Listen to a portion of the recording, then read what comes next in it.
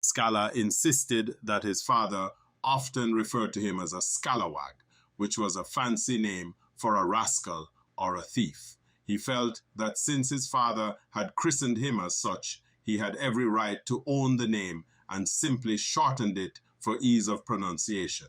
By becoming a career criminal, he was simply living up to the name and his father's expectations of him. Scala was 15 years old when his father's body was found at the back of the Coronation Market in Kingston with multiple stab wounds. He was pronounced dead on the scene, and no one was ever charged for his murder. Scala ran away from home a year later and hooked up with Big George, who ran the Patrick City Crew, a gang of 9 youngsters. It was here in the early 1980s that Scala encountered Tony Campbell. Scala at that time was a car thief with surprisingly high driving skills. His ability to navigate Kingston's narrow roads and to find the back streets when it was necessary to evade police made him invaluable. Over time, he had earned respect for his loyalty and cool-headedness under pressure.